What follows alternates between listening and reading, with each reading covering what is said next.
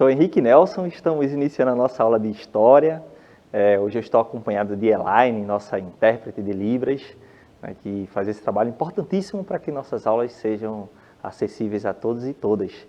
Né? O nosso tema de hoje, a gente vai dar continuidade, né, à aula que fizemos de História na semana retrasada, na verdade, na semana passada, teve um feriadão aí, ao qual nós tratamos dos anos 60 e a gente vai discutir um pouco mais sobre a ditadura militar. Daqui a pouco eu trato um pouco mais sobre isso. Mas antes, alguns recados, né? Gente, ó, as nossas aulas estão aí indo ao ar, ao vivo, né? Enfim, todos os dias, né? À tarde reprisa na TV e também no nosso canal no YouTube. Então acesse lá no Educa Recife, né? Não se esqueça de se inscrever no nosso canal no YouTube e também baixar o nosso app, né? Que já está disponível aí nas lojas, né? De aplicativos do sistema Android, do iOS, enfim. Então baixem para que a gente possa começar a interagir aqui ao vivo, né, nas nossas aulas, vocês mandarem suas perguntas, seus comentários. Então, a partir das próximas semanas aí, a gente já vai estar trabalhando intensamente essa interação. E por falar em interação também, né, deixar um abraço aí importante para os professores e professoras da Rede do Recife, né, nossos parceiros aí, que fazem estamos juntos, né, nessa luta pela educação no Brasil inteiro, né, não só do Recife, mas, enfim, todos os colegas da nossa área, da nossa profissão, tá bom? Então, olha só, o nosso tema de hoje, como eu falei, né, a gente vai discutir um pouco mais sobre os anos 60, vamos falar sobre a ditadura militar também, o início da ditadura militar no Brasil, né? Então, vamos começar aqui a trabalhar uns temas quentes, mas também muito interessantes, né? Esse período é realmente fantástico, né, para a gente poder trabalhar. Então, antes só, vamos dar aqui uma olhadinha na nossa aula na semana passada, na semana retrasada, na verdade, nós discutimos os diferentes aspectos, sobretudo políticos e culturais, do mundo ocidental no início da década de 60. Então, como eu tinha falado para vocês, foi um período realmente muito intenso, né? A gente já tinha passado por toda aquela década de ouro, né? Pós a Segunda Guerra Mundial, e o mundo, né, havia entrado em um processo de uma certa agitação, né? Então, com a própria Revolução Cubana, com o acirramento da Guerra Fria, disputas tanto tecnológicas, políticas, né, e também militares, né? Enfim, o Brasil vivia a efervescência dos movimentos sociais. Então, temos um cenário aí muito intenso para a gente poder analisar, e aí a gente já tinha começado isso na última aula e a gente vai dar sequência. E, né, falando nessa sequência, nossa discussão hoje, o nosso objetivo, né, é analisar os aspectos políticos e culturais do mundo ocidental, assim como foi na aula passada, no início da década de 60, e estudar as motivações da realização do golpe civil militar no Brasil. Então, a gente vai, além do início da década de 60, vamos estender um pouco mais e ver esse processo, né, que deu início à ditadura civil militar no Brasil. A gente sabe que é algo que está sendo desenhado e costurado há um bom tempo, né? Quem tem acompanhado as aulas, desde do suicídio do Getúlio Vargas, há uma pressão muito grande sobre o governo JK também. A gente viu que o Jânio Quadros, né, acabou, né, entregando a presidência, né, e o Jango quase não assume. Então, são questões que a gente tem trabalhado aqui nas nossas aulas, está se desenhando, e a gente hoje vai chegar na ditadura militar. Bom, mas antes disso, a gente vai aqui, ó, começar conhecendo aqui um movimento super interessante, né, que ocorreu ali também nos anos 60, tá? E é esse movimento aí, olha, quando a gente vê essas imagens aí, o que vem à cabeça de vocês? Ver se vocês conseguem aí, ó, vejam só, vou tentar descrever aqui, nós temos uma imagem com jovens, né, encostado em uma Kombi, uma moça sentada na Kombi, em cima, no teto, tá? Com um violão, né?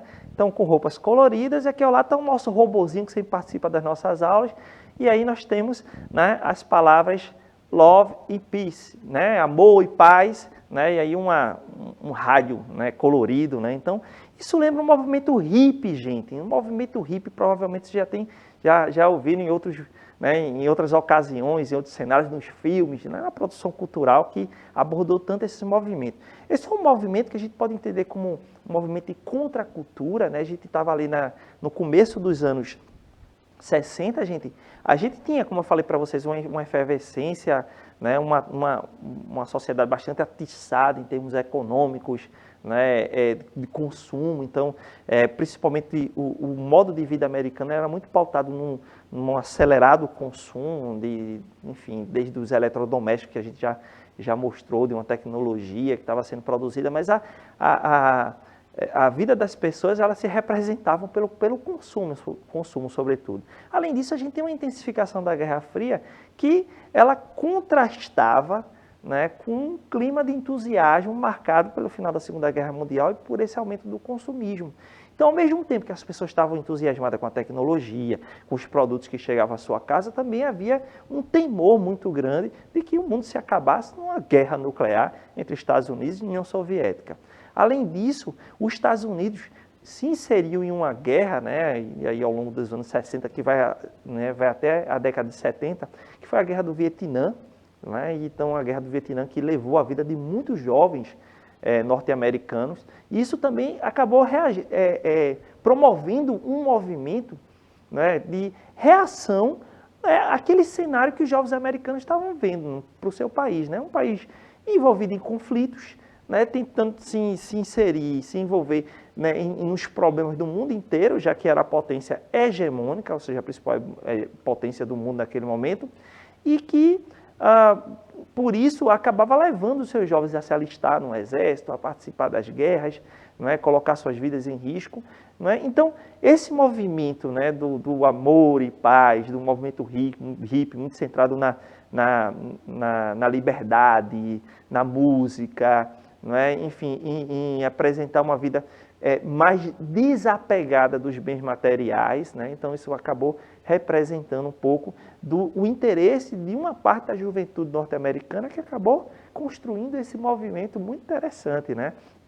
É bom dizer também que, ao mesmo tempo, é o período em que há o desenvolvimento de métodos contraceptivos, ou seja, que evitam a gravidez, né? E aí eles vão começar a defender a ideia do amor livre, né? Enfim, então, de drogas, né? Talvez seja uma parte, essa é uma parte que hoje, né, a gente já pode fazer uma crítica, mas algumas drogas que, né, alucinógenas, enfim, que acabavam fazendo com que aquilo acabasse sendo uma saída para aquela juventude, para a guerra, para uma realidade tão difícil, né? Claro, a gente deixa sempre o recado que as drogas, elas fazem muito mal, né, a todo mundo, então é um caminho terrível, né? Quem entra tem muita dificuldade para sair, se sair. Então, fiquem muito atentos a isso, mas fez parte desse movimento, sim, a gente não pode negar.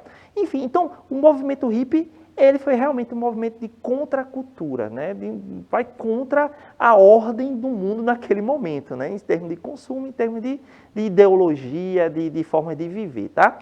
Bom, e aí dito isso, eu quero destacar um festival super interessante que aconteceu já no final dos anos 60. Em 1969, nós tivemos aí o grande festival de Woodstock, né? O festival de Woodstock aconteceu numa fazenda lá nos Estados Unidos, que no início não tinha muita pretensão, não é um movimento pouco pretensioso, mas que reuniu milhares e milhares de pessoas que foram para lá para curtir, né, algumas bandas de rock famosas naquele momento, alguns artistas, né, o Jimi Hendrix, grande guitarrista, por exemplo, né, e aí ele acabou sendo o símbolo dessa juventude, né, dos hippies, do pessoal que era contra os conflitos, contra a guerra, né, faça amor, faça paz, né, viva a paz, não faça a guerra. Então, o Festival de Woodstock foi o grande símbolo desse movimento, né, o grande momento desse movimento, tá? Então, dá uma pesquisadinha mais sobre esse Festival de Woodstock.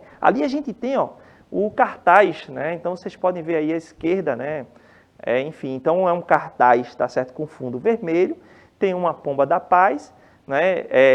Enfim, ela está pousada sobre o braço de uma guitarra ou de um violão e ela anuncia 3 dias de muita música e paz, né? Então tem aí os artistas que estão participando do evento. Então o cartaz anuncia justamente isso e ao centro nós temos uma fotografia com as pessoas, né, que estão aí, né, assistindo aos shows. Beleza? Então, seguindo aí, o nosso robozinho está perguntando, professor, esse movimento ainda existe? Bom, diria para vocês o seguinte, na atualidade, claro, esse movimento ele perdeu muita força, ele representou muito bem, né, o que foram os anos 60, tá?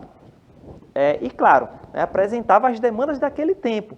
Hoje, claro, nós temos pessoas que ainda, né, têm uma relação afetiva, né, emocional com o que foi, né, o movimento hippie e que adota um pouco das características do movimento hippie, tá certo?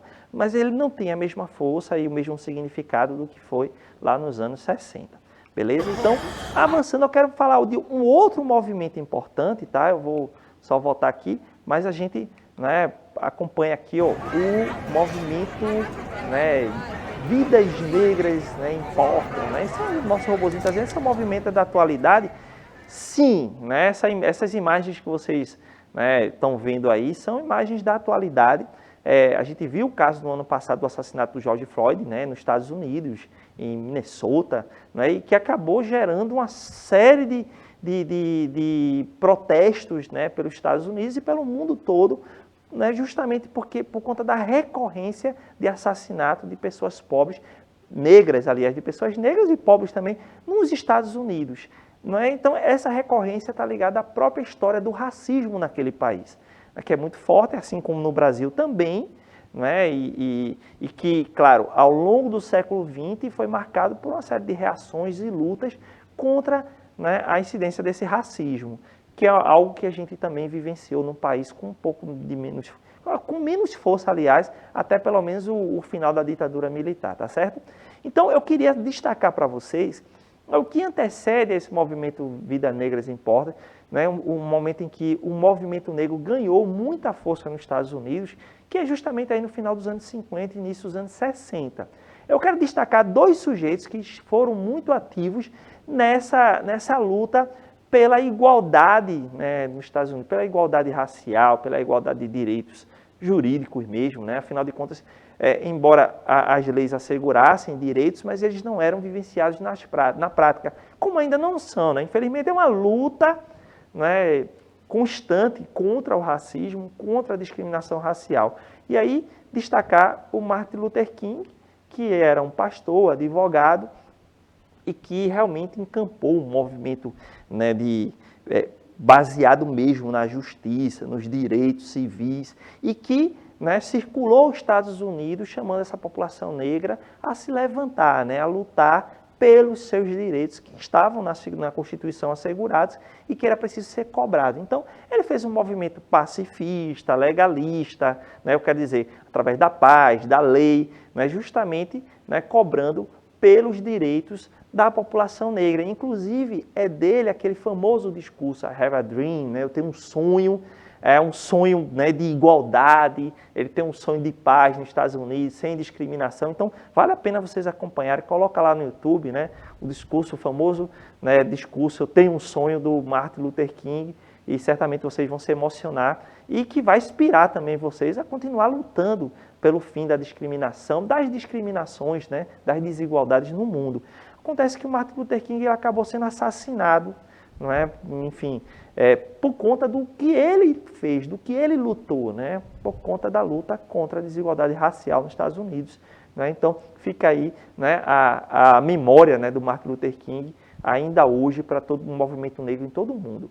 Quero destacar também aqui a Angela Davis. A Angela Davis é uma intelectual, uma filósofa, que hoje é muito ativa ainda, e ela trabalhou, né, batalhou nos Estados Unidos, né, pela igualdade, né, pelo fim da discriminação racial, pela igualdade entre gêneros, né, então essa é uma outra coisa importante também, por uma questão classista. Então ela reunia a questão da discriminação racial, a questão da desigualdade entre gêneros, então mais direitos para as mulheres, mais espaço para as mulheres, e também o fim da exploração contra os trabalhadores e trabalhadoras. Então ela representou o que a gente tinha de mais progressista naquele momento, né, de lutas progressistas, ali no começo dos anos 60.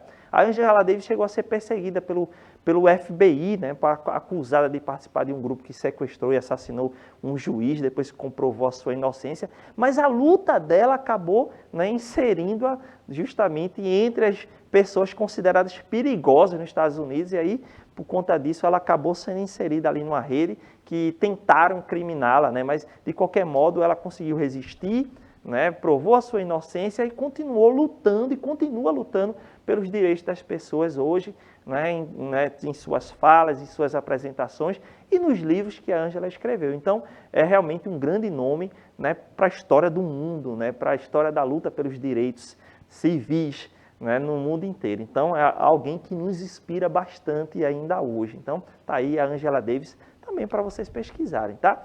Bom, gente, ó, saindo dos Estados Unidos, eu quero destacar um movimento cultural aqui da nossa terra, né, do Brasil, e a gente vai para o cinema, né, já que a gente estava falando de vários aspectos da cultura aí nos anos 60, desde a aula passada. Então, a gente estava falando aí sobre a luta contra a desigualdade, na discriminação racial, né, da desigualdade. Aqui no Brasil, a gente vai ver agora um movimento, né, que aconteceu através da arte, do cinema, que é o cinema novo. Esse cinema novo, ele também tinha o caráter de ser um movimento de contestação, de luta, né, de luta através da arte mesmo. Então, o cinema novo apresentou alguns destaques. Eu vou citar aqui alguns diretores, né, o Cacá Diegues, o Rui Guerra, o Paulo César Saraceni, o Leon Risman, David Neves, Joaquim Pedro de Andrade, Luiz Carlos Barreto, o Glauber Rocha e Nelson Pereira dos Santos. São alguns dos diretores que encamparam esse cinema novo. Olha, gente, o cinema novo, ele tinha a seguinte característica, né? Era de se contrapor à estética de um cinema que copiava um pouco do que Hollywood fazia. O cinema brasileiro é o seguinte, se copiava muito do que Hollywood fazia, né? O cinema norte-americano, e que muitas vezes acabava não trazendo uma crítica social acerca do Brasil, um olhar sobre o Brasil. Era uma cópia estética, muitas vezes, ou quando se tentava fazer algum tipo de crítica, mas sempre levando para o lado do humor. A gente tem toda uma produção, por exemplo, dos filmes de Mazzaropi, As Chanchadas, não é? Enfim. Então, são geralmente filmes de humor, ou então entendiam os diretores do cinema novo que quando não eram filmes de humor, se levava muito a sério tentar copiar aquilo que os americanos estavam fazendo, sem olhar melhor para a realidade brasileira. Então o cinema novo ele vai se voltar para a realidade brasileira, para a condição social do Brasil, vai se propor a realmente se debruçar, né? Mergulhar no interior do Brasil, né? nas crises da sociedade brasileira e abordar os nossos principais problemas econômicos, sociais e por aí vai. E aí, dentre esses filmes, eu queria destacar esse aqui, né?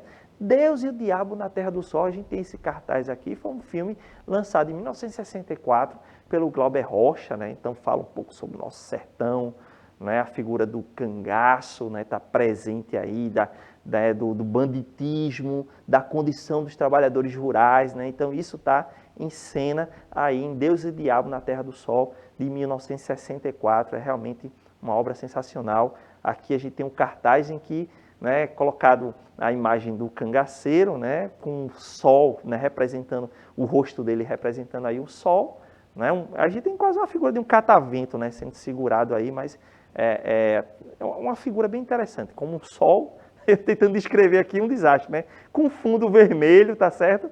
Então é isso, né? O cartaz de Deus e o Diabo na Terra do Sol. Recomendo para vocês assistirem esse filme.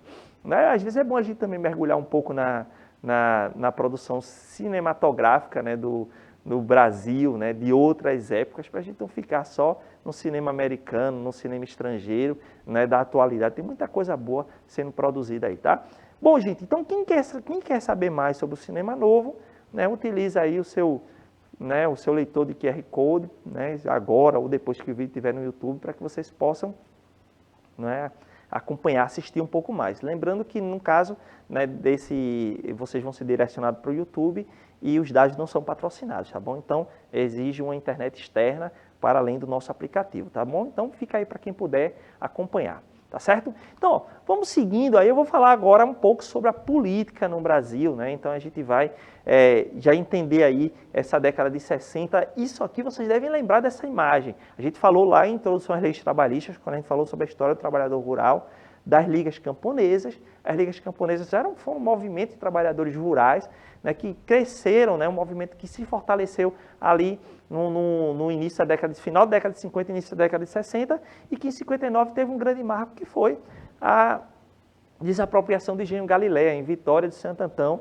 né, lá, aqui em Pernambuco. Então, o movimento dos trabalhadores rurais estava se fortalecendo e a gente tem um cenário realmente bastante disputado na década de 60, já durante o governo do João Goulart, né? O João Goulart que venceu um plebiscito, né, em 1963, já que quase que ele não assumia o governo depois do presidente, o Jânio Quadros, ter renunciado ao posto. O Jango era o vice, assumiu, quase que não deixaram ele assumir, ele teve que ganhar uma disputa num plebiscito e, enfim, foi referendado como presidente, assumiu como presidente, teve que enfrentar muitos problemas, né? Uma oposição política muito forte, a gente falou isso na última aula, a intensificação das mobilizações de movimentos sociais, e aí ele teve que dialogar muito com o movimento no campo, dos trabalhadores nas cidades, com os sindicatos, né, com os militares de baixa patente, né? Então a gente tem realmente vários grupos que estão ali lutando por mais direitos. Essa década de 1960, foi muito marcada pela luta pelos direitos sociais, né? Então, o Jango, enquanto presidente do Brasil naquele momento, teve que dialogar com esses grupos e, ao mesmo tempo, que ele era muito pressionado por outros que não queriam que os trabalhadores e trabalhadoras conseguissem aquilo que eles estavam solicitando, como, por exemplo, os direitos trabalhistas dos trabalhadores rurais, que conquistaram em 63, melhores condições para os trabalhadores da cidade e outras demandas, que é o que a gente vai falar agora. E, ao mesmo tempo, há o fantasma da inflação que, né, sempre assustou o Brasil, né, durante grande parte da nossa história, nos assombra, né, o aumento dos preços. Então, tudo foi uma dificuldade para o Jango. Então, o Jango, ele vai tentar, diante de um cenário muito difícil, se aproximar ainda mais dessa camada dos trabalhadores, porque faz parte da história dele, já foi ministro do trabalho do Vargas, né? Ele foi o vice do Kubitschek, sempre foi um interlocutor importante junto à classe trabalhadora. Então, sempre teve uma posição, né, de modo geral, assim, um pouco mais progressista, de mais diálogo com a classe trabalhadora. E quando ele se vê encurralado pelos setores das elites, a gente vai, né, desdobrar um pouco mais isso nas próximas aulas também, né, para entender esse contexto da ditadura militar que chega ao Brasil. Então, o Jango vai, né, optar por se aproximar dos setores, né, ligados aos trabalhadores. Então, vai dialogar com os sindicatos de trabalhadores urbanos, rurais, com os militares de baixa patente, como ele vai se reunir às vésperas da ditadura no clube militar, né, dos oficiais de baixa patente, de sargento para baixo. Então, ele vai tentar, né, excluir um pouco os militares de alta patente que estavam ligados aos setores, né, enfim, aliados aos investimentos estrangeiros, né, a um alinhamento do Brasil aos Estados Unidos. Então, o Jango, buscando mais independência, vai, né, se aproximar dos trabalhadores. Com isso, né, um ato muito importante vai acontecer, né, às vésperas do golpe militar, quando ele faz o famoso discurso, né, na Central do Brasil, no Rio de Janeiro, em que ele anuncia as reformas de base, que era fazer uma reforma administrativa, uma reforma eleitoral, que inclusive dava poder de voto, o voto, né, aos militares de baixa patente, analfabetos.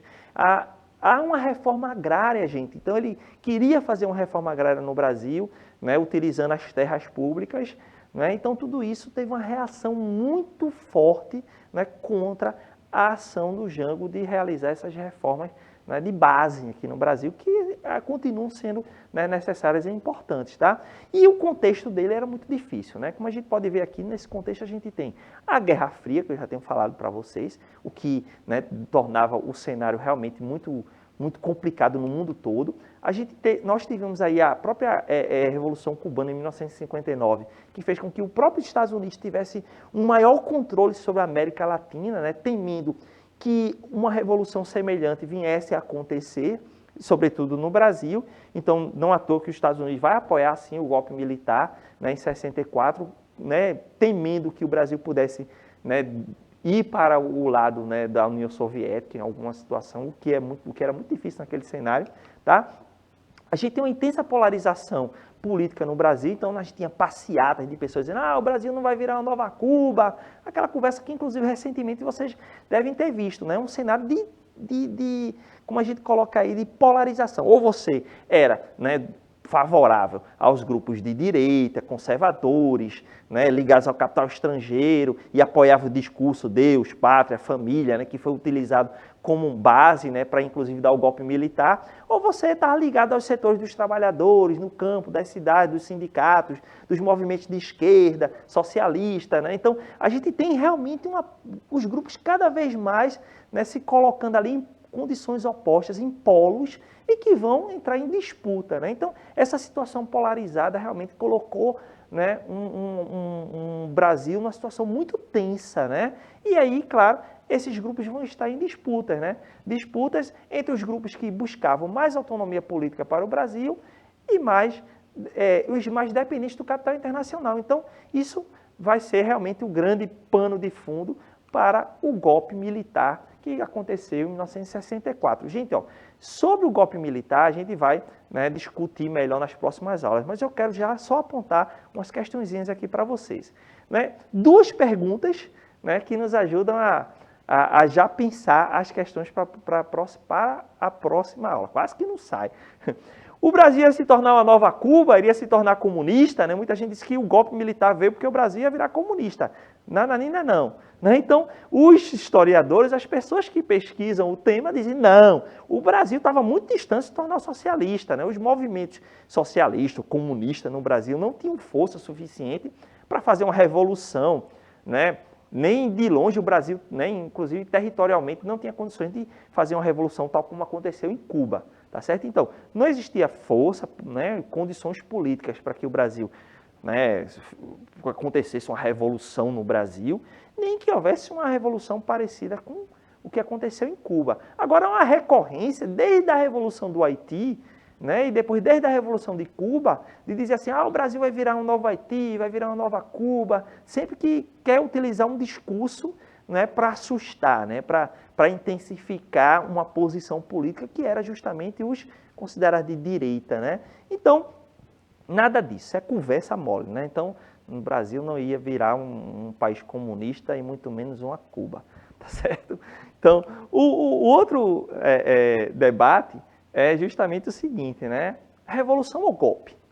Né? Então, só para terminar, gente, foi golpe, né? Então, foi golpe. Por que foi golpe? A gente vai desdobrar isso, tá? Mas é o seguinte, o Brasil tinha uma Constituição, tinha um presidente, tá? Então, se usou o argumento que o presidente tinha fugido do país, o presidente não tinha fugido do país, o Jango foi lá para o Rio Grande do Sul, né? Porque o exército começou a avançar sobre Brasília, a questão política ficou realmente muito difícil, e aí, né, simplesmente rasgaram a Constituição, derrubaram o presidente e colocaram, né, um militar no poder. Isso é um golpe de Estado, isso não é uma revolução. Até porque não promoveu uma mudança, a revolução é essa, né? Promoveu uma mudança do país. O país continuou sendo um país muito excludente durante a ditadura militar. E esse é o tema da nossa próxima aula. Vamos falar sobre a ditadura, eu vou começar justamente daqui, a gente entender mais como se deu o golpe militar e as características da ditadura, tá bom? Então a gente termina agora, tá certo? Então espero vocês na próxima aula de História. Valeu, grande abraço!